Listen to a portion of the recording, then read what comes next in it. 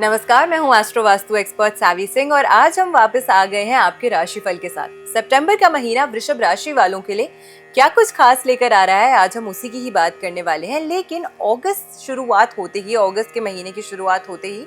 कई सारी फेस्टिविटीज, कई सारी सेलिब्रेशंस जो है वो शुरू हो जाती है। इसलिए आने वाले जो महीने होते हैं दिसंबर तक, उसमें सभी लोगों को बहुत ज्यादा उत्सुकता होती है जानने के लिए कि कब कौन सा पर्व पड़ रहा है, कब कौन सा त्योहार पड़ रहा है। सितंबर के महीने की राशिफल की बात करने से पहले हम सितंबर के महीने के पंचांग को जान लेते हैं कि इस महीने कौन कौन से बड़े पर्व या कौन कौन से बड़े उत्सव जो है वो आने वाले हैं।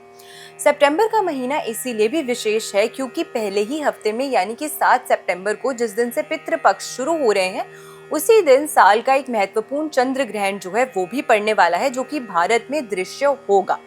अब 7 सितंबर को पूर्णिमा तिथि और जो पहला श्राद्ध होता है पूर्णिमा तिथि का, उस दिन चंद्र ग्रहण पड़ रहा है, तो इसका भी विशेष आपको ख्याल रखना है। पितृपक्ष 7 सितंबर से प्रारंभ होकर 21 सितंबर तक रहने वाले हैं और इसी के साथ में 22 सितंबर से शारदीय नवरात्रे जो है वो शुरू हो जाएंगे, जिसकी नवमी तिथि जो है वो 1 अक्टूबर को मनाई जाएगी और 2 अक्टूबर को मनाया जाएगा विजयदशमी यानी कि दशहरा का महापर्व।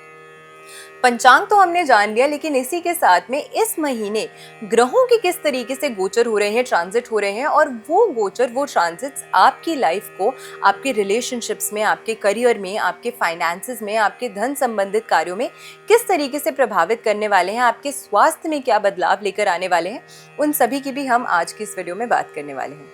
सबसे पहले हम बात करते हैं आपकी ही राशि के स्वामी की। आप गवर्न होते हैं वृषभ राशि, और वृषभ राशि नेचुरली जो है एक पृथ्वी तत्व राशि मानी जाती है और इसके राशि के स्वामी जो है वो शुक्र ग्रह माने गए हैं।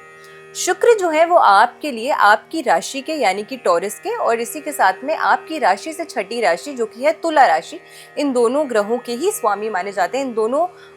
राशियों के स्वामी ग्रह माने जाते हैं। और आपकी कुंडली के अनुसार, आपकी राशि अनुसार, आपकी राशि और आपकी राशि से छठे भाव को भी ये गवर्न करते हैं। इस समय के दौरान अगर हम ट्रांजिट की बात करते हैं तो शुक्र जो है वो डायरेक्टली आपकी राशि से तीसरे और चौथे भाव, दोनों ही भावों को प्रभावित करने वाले हैं। और चौथा भाव जो है नेचुरली ये सुख का एक भाव माना जाता है। हैप्पीनेस, प्रॉस्पेरिटी, आपके जीवन में जो भी एसेट्स के गेन्स होते हैं यानी कि प्रॉपर्टी संबंधित कार्य से कोई लाभ होना, या फिर आपके जीवन में आप कोई नया वाहन खरीदना चाहते हैं, या इन जनरल वो चीजें जिनसे आपको सुख की अनुभूति हो, वो सभी चीजें हैं जो चतुर्थ भाव से आती हैं। और चतुर्थ भाव में जब आपकी राशि के स्वामी का ट्रांजिट होता है, जो कि नेचुरली शुक्र जो है एक लग्जरी प्रोवाइड करने वाला ग्रह माना गया है, यानी कि आपके जीवन में जो भी चीज की आपको आशा है, जिससे आपको आपके जीवन में एक कंटेंटमेंट, एक सुख की अनुभूति हो सके, वो ग्रह शुक्र माना जाता है। तो ऐसे में सबसे पहले आपकी राशि के स्वामी का केंद्र में यानी कि चतुर्थ भाव में ट्रांजिट करना एक बहुत अच्छा संकेत जो है वो देता है। सेकेंडली, तीसरा भाव जो है वो आपके लिए आपकी डिटर्मिनेशन, आपके परिश्रम, आपके श्रम का भाव माना गया है। और इसी कारण से जब इन दोनों भावों में एक ग्रह ट्रांजिट करता है और वो आपकी राशि के स्वामी होते हैं, तो इसका सीधा अर्थ ये हुआ कि आप इस महीने के दौरान जो भी मेहनत करेंगे, जो भी आप जिस भी कार्य को सफल करने का प्रयास करेंगे, उसमें आपको कुछ अच्छी सफलता, उसमें आपको कुछ अच्छा लाभ जो है वो डेफिनेटली इस समय के दौरान देखने को मिलेगा। सेकेंडली, अगर हम बात करते हैं कि सूर्य एक ऐसा ग्रह है जो हमेशा एक महीने से दूसरे महीने में जैसे ही जाता है तो वो एक राशि से दूसरी राशि में ट्रांजिट करता है, यानी कि 30 दिन एक भाव में, फिर 30 दिन अगले भाव में रहता है। तो इस समय के दौरान अगर हम सूर्य की बात करते हैं तो सूर्य जो है वो सिंह राशि में प्लेस्ड है और ट्रांजिट करके 16 सितंबर को जो है वो कन्या राशि में गोचर करेंगे, जो कि आपकी राशि से अगर हम बात करें तो चतुर्थ और पंचम भाव, इन दोनों ही भावों को इस पे इम्पैक्ट जो है वो अपना डालेंगे।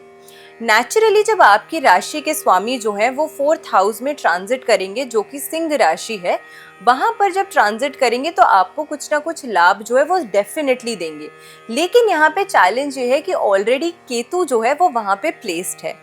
केतु एक ऐसा ग्रह माना जाता है जो आपके जीवन में डिटैचमेंट लाता है, या कोई भी कार्य अगर आप करते हैं, क्योंकि केतु एक तरीके से कैंची है, तो उसमें कुछ ना कुछ ऑब्स्टिकल, या कुछ ना कुछ उसमें एक तरीके से विवाद खड़े करने की जो स्थिति होती है, वो केतु इस तरीके के कार्य जो है वो अक्सर करता है। तो जब नेचुरली आपकी राशि का स्वामी वहां पे ट्रांजिट करेगा तो आपको अपॉर्चुनिटीज तो अच्छी देने का प्रयास करेगा, लेकिन केतु की प्लेसमेंट की वजह से वहां पर हो सकता है कि यही अपॉर्चुनिटीज जो है वो आपसे थोड़ी सी डिले में आपको जो रिजल्ट है या जो सफलता है वो अपने कार्यों में देखने को मिले।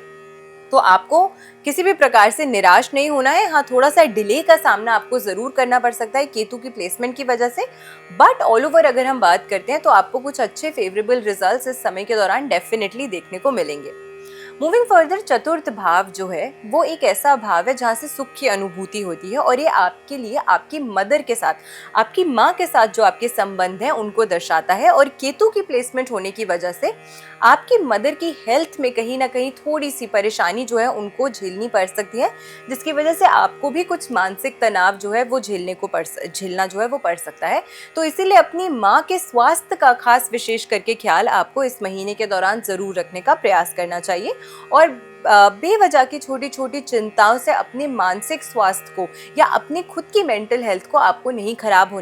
करना चाहिए। इसीलिए आपको अपने स्ट्रेस लेवल को भी थोड़ा सा कंट्रोल करने का प्रयास इस महीने के दौरान जरूर करना चाहिए। मंगल ग्रह की अगर हम बात करते हैं तो मंगल एक ऐसा ग्रह रहा है जो 2025 के ही पूरे वर्ष में कई सारी चर्चाओं में रहा है, क्योंकि मंगल ने जैसे ही सिंह राशि में ट्रांजिट किया था और वहां पे केतु पहले ही प्लेस थे, तो कई सारे उतार चढ़ाव, परेशानियां, दिक्कतें जो है वो देखने को मिली थी। अब इस समय के दौरान जो है मंगल ने ट्रांजिट कर लिया है 28 जुलाई से, और 28 जुलाई से मंगल जो है वो कन्या राशि में, यानी कि आपकी राशि से पंचम भाव में प्लेस्ड है, और उसके बाद में मंगल जो है 16 सितंबर को वो ट्रांजिट करके आपकी राशि से छठे भाव में आ जाएंगे।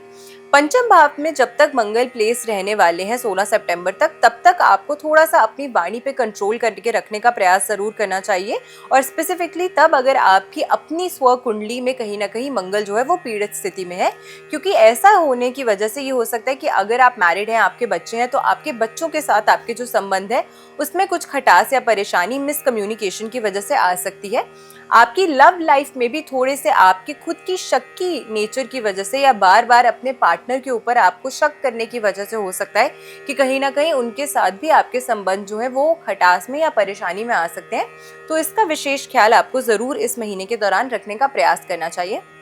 इसके अलावा आपकी जो डिसीजन मेकिंग पावर है वो ज़्यादा स्ट्रॉन्ग होती हुई और बेहतर होती हुई आपको इस महीने के दौरान डेफिनेटली नजर आने वाली है। और जब यही मंगल छठे भाव में ट्रांजिट करेगा तो आपको कहीं ना कहीं अपने जॉब से जुड़े हुए सेक्टर में काफ़ी अच्छी लाभ, कुछ अच्छे बदलाव, कुछ बड़े बदलाव जो हैं वो देखने को मिल सकते हैं। कोई कॉम्पिटिशन के लिए अगर आप प्रिपेयर कर रहे थे तो उसमें कुछ अच्छा आपको रिजल्ट जो है वो भी मिल सकता है इस समय के दौरान। तो उस लिहाज से ये जो गोचर है, ये जो ट्रांजिट है, आपके लिए कुछ अच्छे फेवरेबल चेंजेस भी लेकर आ सकता है, लेकिन अपने अग्रेशन को, अपने गुस्से को, उसे थोड़ा सा कंट्रोल में करने की, उसे थोड़ा सा उस पर नियंत्रण और काबू रखने का प्रयास आपको डेफिनेटली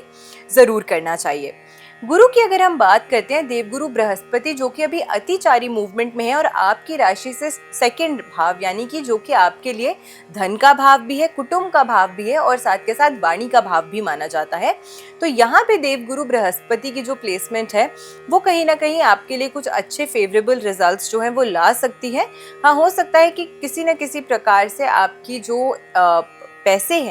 पैसे जहाँ पे आप इन्वेस्ट कर रहे हैं या जितनी जल्दी आप चाहते हैं कि उससे आपको लाभ प्राप्त हो, उसमें थोड़ा सा डिले का सामना आपको करना पड़ सकता है। बट अदरवाइज सेकंड हाउस की जो प्लेसमेंट है जुपिटर ग्रह की, बृहस्पति की, वो आपके लिए कुछ अच्छे रिजल्ट्स जो हैं वो आपके फाइनेंसेस में, आपकी ऑल ओवर फैमिली लाइफ में, हर तरीके से आपको कुछ अच्छे रिजल्ट्स जो हैं वो देता हुआ डेफिनेटली नजर आने वाला है।